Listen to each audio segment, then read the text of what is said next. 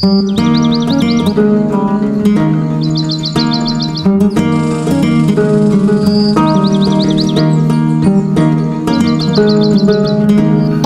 এক গ্রামে ময়না নামের ছোট্ট একটি মেয়ে বাস করত।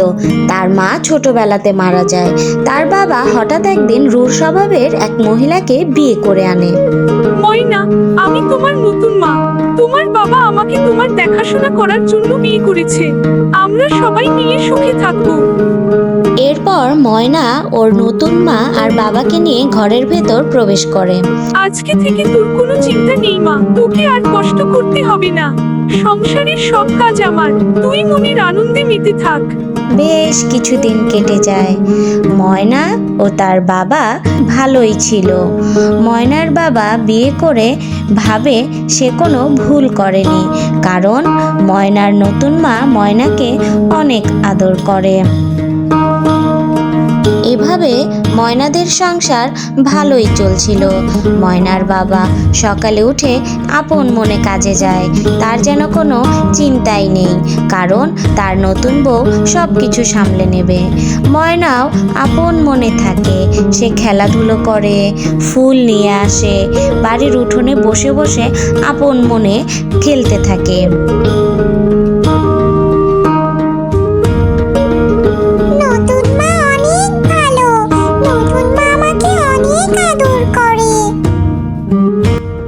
সব কিছু ঠিকঠাক মতোই চলছিল, কিন্তু হঠাৎ একদিন ময়না ঘরে বসেছিল, আর তখনই তার মা এসে বলল,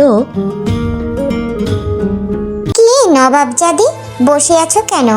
অনেক আদর যত্ন করেছি কয়দিন, অনেক হয়েছে, আর না, যা গিয়ে গরু, হাঁস, মুরগিগুলোকে খাবার দে, গরুগুলোর দেখাশোনা কর, উঠোন ঝাড়ু দে, রান্না কর, বাড়ির সমস্ত কাজকর্ম কর।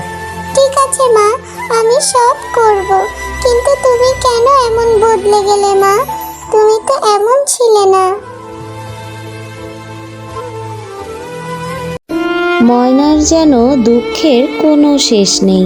সে বাড়ির সমস্ত কাজ করে, রান্না করা, গরু দেখা, হাঁস মুরগির খাবার দেয়া, সমস্ত কাজ শেষ করে ময়না একটুও বিশ্রাম করার সময় পায় না।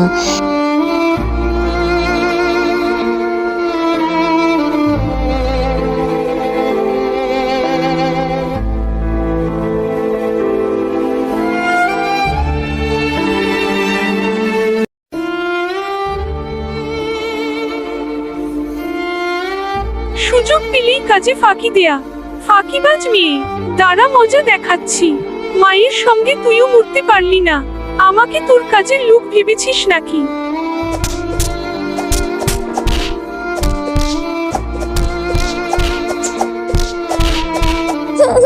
আমাকে আর মেরো না মা, আমাকে কেন মারছো? আমি তো সব কাজ শেষ করে একটু বিশ্রাম নিতে গিয়েছিলাম। আমি সব কাজ শেষ করেছি মা। সৎ মায়ের হাতে প্রচণ্ড মার খাবার পর ময়না কাঁদতে থাকে।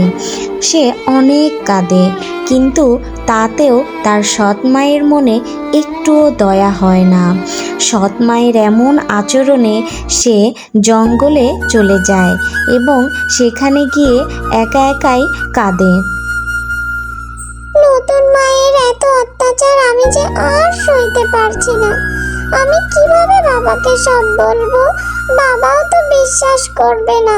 কিন্তু কিন্তু আমি তো এত অত্যাচার আর সহ্য করতে পারছি না। কোথাও কি কেউ নেই? আরে তুমি কে? আর আমার কাছে বা কি চাও? কেন এসেছো আমার কাছে? ময়না, আমি হলাম বনপরী। আমি তোমার সমস্ত কষ্টের কথা জানি। যদি তুমি তোমার সৎ মায়ের অত্যাচারের কথা তোমার বাবাকে জানাতে চাও, তবে মন দিয়ে আমার কথা শুনো।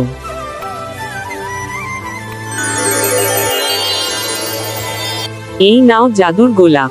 যখন তোমার সৎ মা তোমার উপর অত্যাচার করবে, তখন এই ফুল সত্যিটা তোমার বাবার সামনে নিয়ে আসবে। বনপরীর কথা মতো ময়না গোলাপটি তার সাথে করে বাসায় নিয়ে আসে এবং সে বাড়ির দেয়ালের এক কোণে রেখে দেয়। অপেক্ষা করতে থাকে কখন তার সৎমা ঘরে আসবে।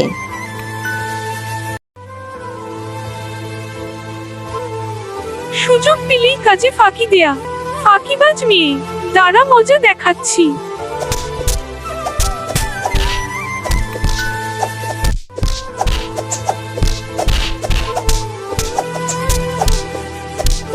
ময়নার সৎমা যখনই ময়নাকে মারতে থাকে ঠিক তখনই ফুলটি দেয়াল থেকে ময়নার গা ঘেঁষে নিচে পড়ে যায় এবং সেখানে তার বাবা এসে হাজির হয়। সঙ্গে সঙ্গে তার বাবা সমস্ত ঘটনা দেখে ফেলে এবং ময়না তার বাবাকে তার সাথে ঘটে যাওয়া সমস্ত দুঃখের কথা, অত্যাচারের কথা বলতে থাকে।